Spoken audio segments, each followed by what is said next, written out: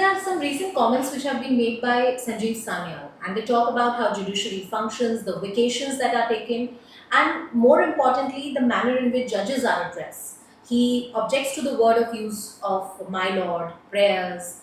How do you see this criticism, sir? So I'll put this comment of his into three parts. One is the address to the court. Now, address to the court, as my lord, is just a legacy. It really doesn't mean anything. It's just a habit that has been formed by lawyers over a period of time, which was there from before, and that can be done away with. And really speaking, nothing turns on it.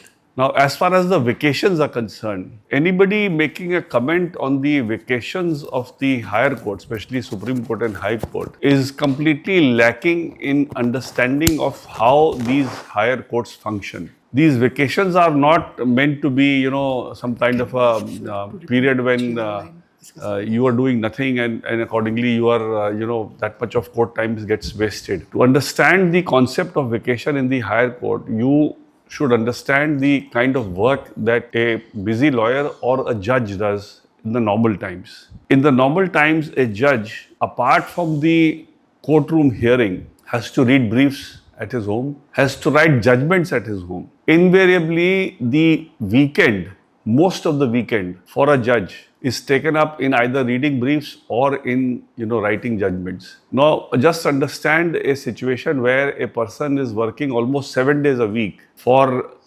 weeks together. How would you expect him to continue to working at that level if he doesn't get a proper well-deserved break for himself? And I have seen whenever a bureaucrat gets into a tribunal, because there are many statutory tribunals where there are administrative members, and these very bureaucrats who criticize the functioning of these courts then realize how much hard work is gone as a judge in these tribunals. And if you understand the way the judiciary functions, then you will realize that making this comment is completely showing your complete lack of understanding of the functioning of the courts. I think these vacations, either for the judges or for the lawyers who have a lot of work, or who are the ones who are working, full time, is actually the only way to rejuvenate oneself and to continue working in the entire year. If you don't get this vacation, it will be a classic case of breakdown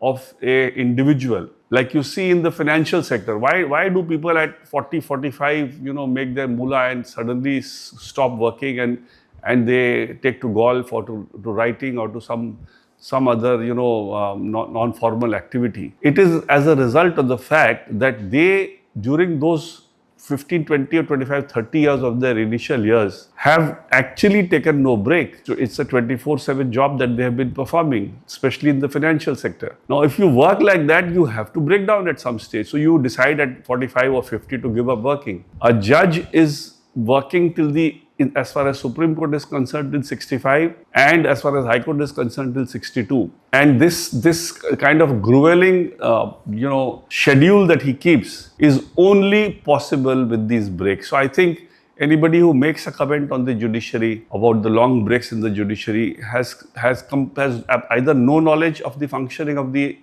way the judiciary functions, or is being completely insensitive to the way the judiciary functions. So I think it's a comment made completely in bad taste without understanding the way judiciary functions. So there was also a comment made that judiciary is the biggest impediment or the roadblock to India's growth and development. How do you see that?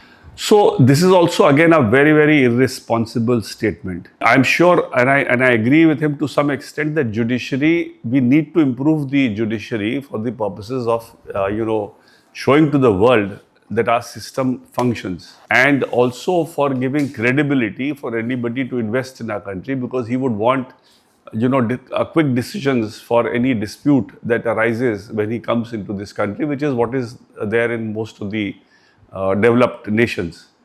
But to say that judiciary is responsible for that, I think is very, very immature. It is actually, if you ask me, the government which has the biggest stake in this delay that happens in the judiciary. The government has to give the infrastructure to the judiciary. They are most of the time very reluctant to give infrastructure to the judiciary, with the result that good people are not willing to be appointed to the judiciary. The government is not willing to give a special salary to the judges, because if you expect a judge to, be above board and to perform the way the judiciary is expected to perform, I think the salary for judges should be much higher, or at least commensurate to what the lawyers earn appearing before them. And lastly, in most of the higher judiciary appointments, and when I say higher judiciary, I mean the High Court and the Supreme Court, we all know that it is the government which plays the major role in the appointments, and in the process of insisting on their names to be appointed, they ultimately end up selecting some very poor names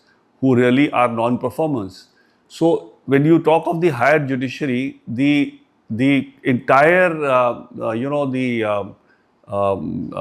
disposal in the higher judiciary is dependent on the quality of judges appointed to the higher judiciary.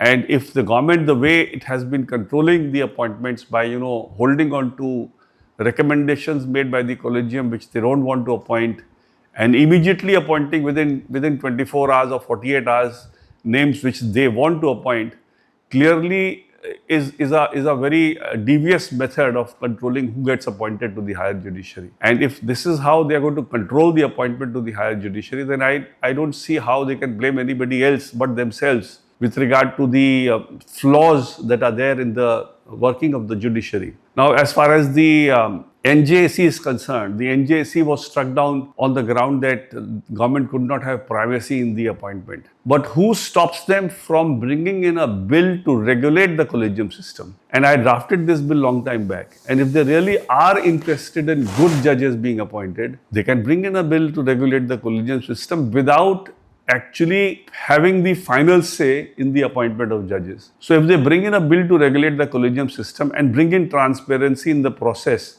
it will not find fault of the NJSC judgment, because the NJSC judgment only was delivered on the premise that the government can't have a final say on the appointment. So if they really want, the government wants to ensure that good people are appointed, there is transparency in the appointment of higher judiciary, and the lower judiciary performs properly, then they need to give infrastructure to the lower judiciary, they need to give a better salaries to the judges, and they need to have a transparent and credible method of appointing judges. And all of this can be done by the government itself.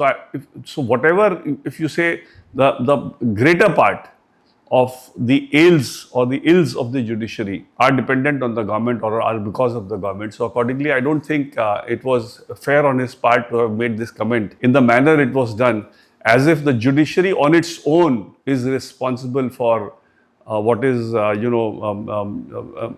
is blocking the development of this country. So I think it's a very irresponsible statement. So just one brief point, if you could add, especially about the bit on vacations. The judicial vacations or the vacations of the Supreme Court and High Court were compared to school vacations. And it was argued somewhere that there is a sense of some kind of elite club or a difference in the way of working that everybody works. Are our judges overworked?